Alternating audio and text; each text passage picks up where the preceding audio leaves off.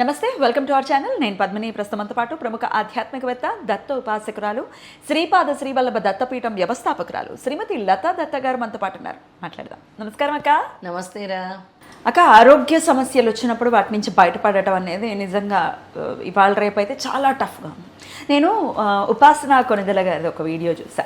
మీకు బాగా సన్నిహితులు కదా. మన నారీసేన ఈవెంట్ కూడా మెయిన్ గెస్ట్ గా ఒకసారి వచ్చారు. చాలా మంచి ఆవిడ, చాలా హంబుల్. అసలు తను ఒక వీడియోలో తను చెప్పింది ఏంటి అని అంటే, టాబ్లెట్ ఏదైనా వేసుకోవాల్సి వస్తే ఖచ్చితంగా దాన్ని ఎంతో కొంత మేనిఫెస్ట్ చేసుకుని లేకపోతే ప్రే చేసుకుని వేసుకుంటాను, అది బాగా పనిచేస్తుంది. End of the day it's your అంటే సబ్కాన్షియస్ మెమరీకి చెప్పటం, దీన్ని ఇట్లా వర్క్ చేయించు అని చెప్పటం, బ్రెయిన్కి ఒక ఇన్స్ట్రక్షన్ ఇవ్వటం అనేది చేరుతుంది అని చాలా బ్యూటిఫుల్గా చెప్పింది. విచ్ ఇస్ ట్రూ కదా. చాలామంది డాక్టర్లు కూడా పద్మిని ఈ మాట అంటే గుర్తొచ్చింది. చాలామంది డాక్టర్లు వాళ్ళు సర్జరీస్కి వెళ్ళేటప్పుడు, పెద్ద సర్జరీస్కి వెళ్ళేటప్పుడు, డెలివరీస్కి వెళ్ళేటప్పుడు అక్కడ స్వామిని స్మరించి చేస్తారు వాళ్ళు. అలా జయంతి రెడ్డి గారిని చూశాను. డాక్టర్ రెడ్డి గారిని, gynaecology, one of the most top most. అసలు ఆవిడ అసలు అందరినీ తిడతారు. ఫస్ట్ భయపడొద్దు, మీరు ఎందుకు భయపడతారు అంటారు. ఇదైతే ఇది అయిపోద్ది అని ముందు మీరు ఇచ్చేయొద్దు అని. ఆవిడ కూడా అసలు పేషెంట్స్ కోసం ఎంతవరకు వెళ్ళాలి అంతవరకు వెళ్తారు. అంటే చాలామంది డాక్టర్స్ కూడా అమెరికాలో కూడా నేను చూశాను, ఫస్ట్ దేవుణ్ణి ఆరాధిస్తారు, ఆ దైవిక శక్తిని నమ్ముతాం మేము అంటారు. అలా ఆరాధించి చేసేవాళ్ళు సూపర్ సర్జన్స్ అయ్యారు.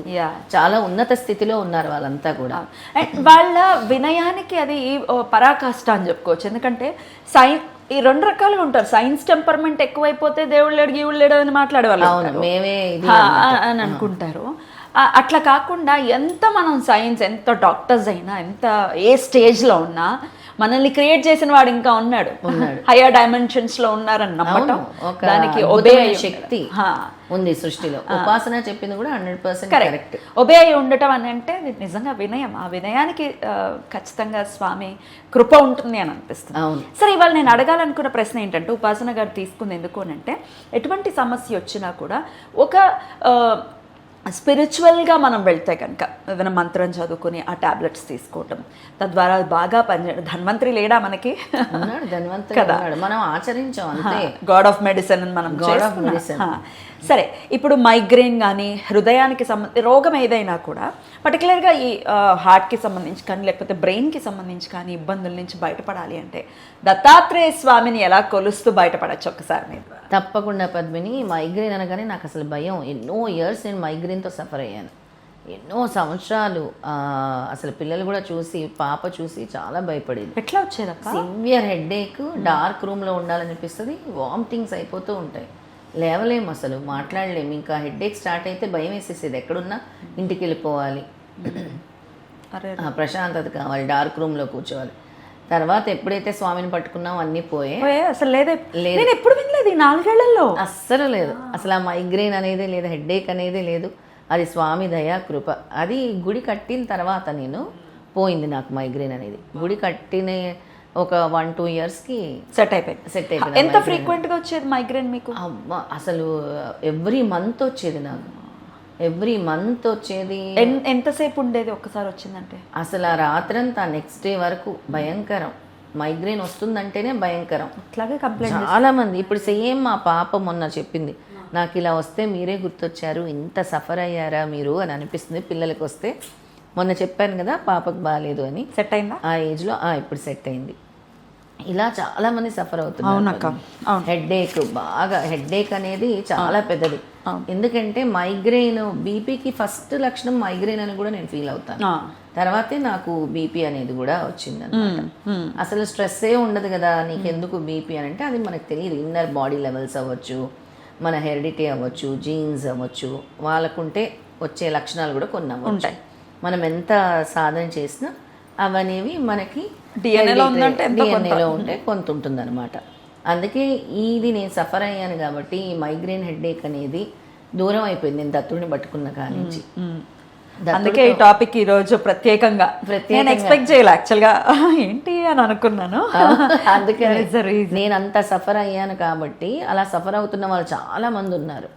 చాలా మంది అడిగితే మాకు మైగ్రేన్ ఉందండి, మాకు హెడ్ఏక్ ఉంది, మాకు స్ట్రెస్ ఉంది, అలాగే గుండె కూడా దడదడలాడుతూ ఉంటుందండి అంటారు. ఈ ముఖ్యంగా ఈ హెడ్ఏక్కి మెయిన్ రవిగ్రహం కారణం. రవి ఒక్కోసారి కుజగ్రహం కూడా మనకి, రవి కుజులు కలిస్తేనే హార్ట్ ప్రాబ్లమ్స్ వస్తాయన్నమాట మెయిన్గా. ఓకే. హెడ్కి రిలేటెడ్ రవి. రవి అంటే ఎవరు? ప్రత్యక్ష దైవము సూర్య భగవానుడు.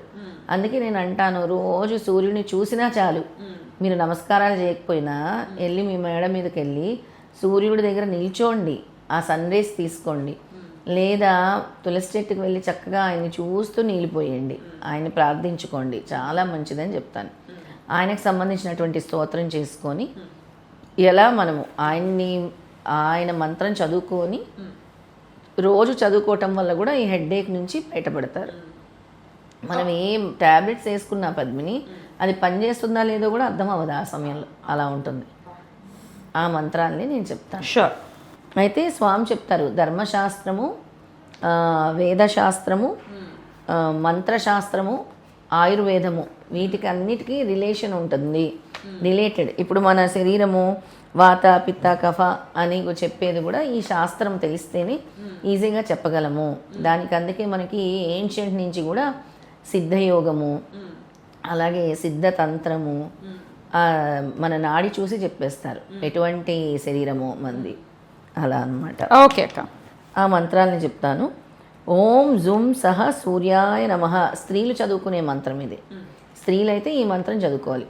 ఓం జూమ్ సహ సూర్యాయ నమః. అదే పురుషులైతే ఓం హ్రీం గురుని సూర్య ఆదిత్యోం. గురుని ఓం హ్రీం గురుని సూర్య ఆదిత్యం అని చదువుకోవాలి పురుషులు మాత్రం. ఓకే. ఇద్దరు కలిసి చదువుకోవాల్సిన రెండే. ఓకే.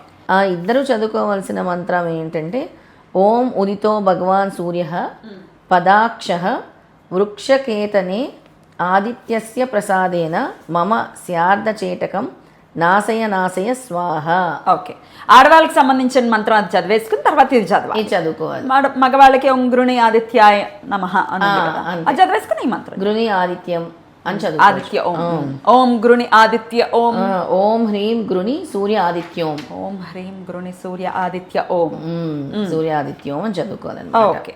ప్రతి ఆదివారము 108 సార్లు జపించి పాలు నీటితో ఆర్గ్యం ఇస్తే త్వరలో పార్శ్వనొప్పి శిరోబాధలు తగ్గిపోతాయి.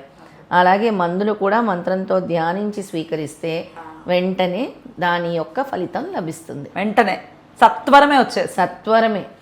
ఇలా తలనొప్పులు ఉండేవాళ్ళు ఆదివారం చేసుకుంటే మంచిది. ఓకే. లేదా మందులు వేసుకునేటప్పుడు వేసుకుంటే మంచిది. తర్వాత మనము హృదయ సంబంధ వ్యాధులు, హార్ట్ ప్రాబ్లమ్స్ అన్నాము, వాళ్ళు మహామృత్యుంజయ మంత్రం 11 సార్లు చదివి, రవి కంటే సూర్యుడి మంత్రం నేను చెప్పాను కదా, ఆ మంత్రం చదువుకొని ఆ తర్వాత మహామృత్యుంజయ మంత్రం చదువుకొని కొత్త మందులు గనక మళ్ళీ మీరు డాక్టర్ దగ్గరికి వెళ్ళి మందులు చేంజ్ చేస్తూ ఉంటారు. ఆ మందులు అప్పుడు స్టార్ట్ చేసుకోవచ్చు. అలా చేసుకోవటం వల్ల మంచి ఫలితం. ఈ హృదయ సంబంధమైనవి చాలా ఇలా చేయటం వల్ల పితృశాపగ్రస్తులైన గురువు మాత దైవ శాపగ్రస్తులైనప్పుడు ఇవన్నీ కూడా నెమ్మదిగా తగ్గుతూ వస్తాయి. ఒకటేసారి తగ్గుతాయని చెప్పను. మనకు అనేక కారణాల వల్లే మన గ్రహంలో ఈ ఆరోగ్య సమస్యలు వస్తాయి. అంటే మన బర్త్ చార్ట్లో రవి ప్లేస్ డిఫరెంట్గా, కుజు ప్లేస్ డిఫరెంట్గా, రాహు ప్లేస్ డిఫరెంట్గా అలా వస్తూ ఉంటాయి. అంతే, మన పూర్వజన్మ పాపమే కదా. అవును. ఆ ప్లేస్మెంట్స్కి కారణం, తద్వారా కర్మ. అంతే కర్మ.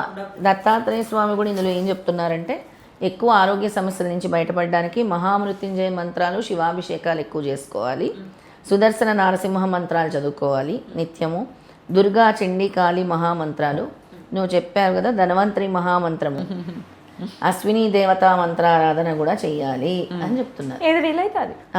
ఇవి అంటే సివియర్ ప్రాబ్లమ్స్ ఉండే వాళ్ళు చేసుకోవాల్సిన వాటి గురించి చెప్పారు.